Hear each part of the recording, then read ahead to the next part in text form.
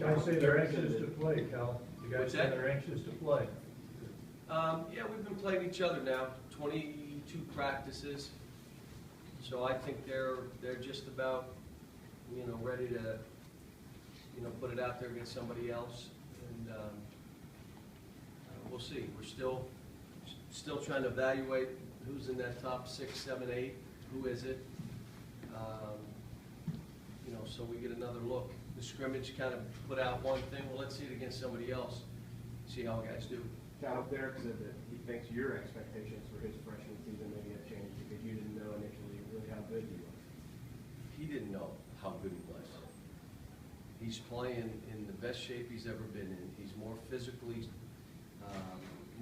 than he's ever been. He's driving balls through bumps, which I've never seen him do. And he's not shooting bailout threes, like I'm just going to come down and jack this one. He's playing within how we're playing. He still scores. He's rebounding the ball. You would think he'd be physically challenged in some of these practices. He figures out ways. So I think he's better than he thought. I see him better than I thought, and it's good for him. You said the other night I got this guy, this guy, this guy, and this guy. But what do you do with Derek Willis? What do you do with Derek Willis? We'll have to figure it out as we go. He's deserving of playing time, but there are a lot of guys deserving of playing time, and now we just got to figure out how it all lays out. The great news is everybody's challenged. You have guys playing really well, where now all of a sudden I'm in my office at 10:30 and I hear thump, thump, thump. The guy playing against that guy, now he's in the gym saying, I got to get some extra work, and this guy's really playing well. That's pretty good for us. You mentioned you haven't done much defense, but since last Tuesday, how much of that is picked up in practice? Well, the one thing that we do when you're talking dribble drive and you're talking getting to the basket, you're always working on defense in that you got to guard a guy driving by yourself. It's the hardest thing in basketball to teach. Teaching them how to play screens, pick and rolls, post-ups, cross screens, that means a couple guys together guarding. But when you're having to guard like we do off the dribble, as much as we play that way, they're getting better now. We've started covering the other things, and I'll be honest with you, that when I saw in the scrimmage, we defended pretty well. The only thing we didn't guard is the three. And what's damaging for us is most teams are going to try to beat us by sagging, playing zone, using clock, and shooting threes. And that's how they'll play us. I don't think they're going to go to a wide open game with us. I don't think they're going to stretch out the man-to-man defense. You can't. So we've got to make sure we're guarding that three better. How do you say you're going to, on a lot of the playing time, figure out things as it goes?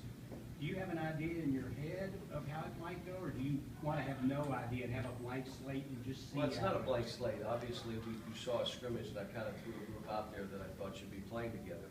And then all of a sudden, Dominique and Derek play out of their minds. Now, what happens is, it's all good in practice and drills and all that, but when you put people in the seats and it's on television to 10 states, and there's 15,000 fans,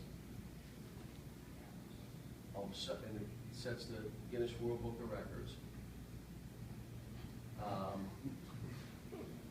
that you now see who performs when the numbers are on the back and the lights are on.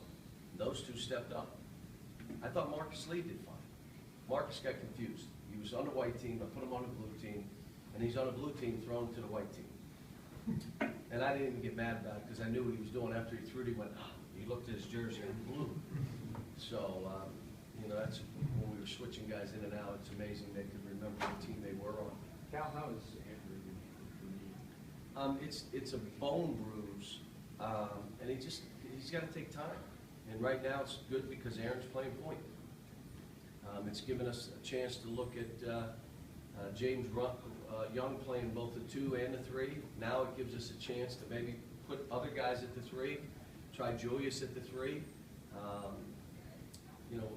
Calipari gives us a different look as a big player, more of a scorer than Willie is. Willie's more of an athlete and active, and we kind of got a good kind of mix. But it's right now with him being out, one guy's misery is another guy's blessing, another guy's opportunity, and that's what's happening. Will he sit out Florida?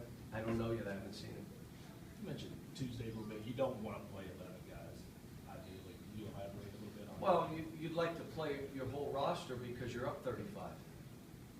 and then you put all those guys in. But the reality of it is, I think you stretch it unless you figure out a way of playing more than 7 or 8. And then you got to figure out, now, if I had a veteran team, it wouldn't really matter. But when you have young guys trying to figure each other out, you can't keep throwing more to the mix. They got to figure out these 6 or 7. That group's got to get good. It's not just throwing, you can't do it that way. How I figure that out, you know, part of it is in practice. Part of it's going to be in these games. Yeah, last year, one of your big emphasis was guys talking to each other on the floor. How is this group? Way better. Way better. They're into each other. They're into each other pretty good. They do some of it naturally, and James needs to talk more. He's a little uncomfortable with it, but he's doing fine. I told James yesterday, from what I see, he's got to be DeAndre Liggins and Michael Kidd. What did those two do for us? Energy. They defend. Okay, who did they defend? The best player. So if James Young, the way if I make him guard that best player, maybe a point guard, maybe a guy running off 50 screens, what is that going to do to his offense? It's going to take that back a little bit. What's it going to do to his minutes? Now, are you willing to sacrifice, or are you going to get in the shape of your life to play this way? Are you okay doing it? And then I told the Twins, and if he's out there going nutty and you think you're taking time off, you're out. I'll play somebody else. Now you become great interceptors. You become guys that can really take some chances. So we've got a lot of things we're still trying to figure out. How much do you enjoy the legitimate threat of taking away what he's done after not really having that as much? I don't enjoy it. You know, I don't play mind games. I don't try to trick the other coach. I don't try to trick my players. We did yesterday. We practiced. I put one team down 12 against the other team. Fight. That's a bad shot. You can't afford to take a bad shot. You got to come down and stop. Why'd you stop playing? You gave him another basket. Now you can't win. And then, as it went on and guys got tired, a couple guys couldn't do it. They just caved in. A couple other guys stepped up. I only need 5 or 6 to be able to step up in those environments, and we'll be fine. You other guys won't play. But that's okay. You make that choice. So you got to do it in here. You're making choices. Do you battle? Do you fight? Or do you kind of cave in? And the great news is they all see it. I don't pick who plays and who doesn't play. I mean, if I asked you right now who should start on my team, you guys are all going to say the same guys. And if I said who's the 6th man or 7th man, probably the same. You may switch. If I say 8th or 9th, okay, now that may switch. But those 6, you guys have an idea of who they are. I don't. You watch. Do you not watch the game? Some of you don't watch the game. You act like you watch, but you don't even watch. You're writing your story, and this happened because I just wrote this way. Okay. But if you watch the game, you'd be able to figure it out. Like, wait a minute, this is who I like. Is it a coin flip right now between Roma and Calipari next spot just because they're so different? You know, they're both going to play. They don't have to worry about it. I mean, they're both going to be playing. We'll play different when Willie's in the game compared to when Dakari's in the game. But they're both playing. And they can play together because Willie can play the 4. Do you like it if you have a team that starts trying to slug you, that you put a guy guarding there? Okay, let's talk about slugging. One, if you slug this year, last year you could slug and play and win and do all that. You can't slug this year. So now slugging means you foul. Second thing, who are you slugging? Julius? Are you going to slug one of those twins? The problem is if you slug one, 2 come back at you. So I don't know who you're slugging. Now all of a sudden you're slugging Alex. I mean, we're a different team. We look in the warm-up line. When we went to where'd we play? Oh, when we went to Robert Morris. I looked at their line and I said, we can't win this game. Look at those guys. So I'm hoping there's a few coaches that look in this warm-up line and say, oh my gosh, you're not. I can't imagine. Well, you can't play the way you used to play, which is just beat the other team up. We're going to grab and hold and ride and put our arms up and hit the guy about. You can't do any of that anymore. It's all fouls. Have you got any sense from practice of the scrimmage that Aaron plays the lead guard for you? He's doing great. The only thing that's hard, you have to attack and keep your teammates involved. What do you mean? Attack! Come on, why didn't you pass that ball over there?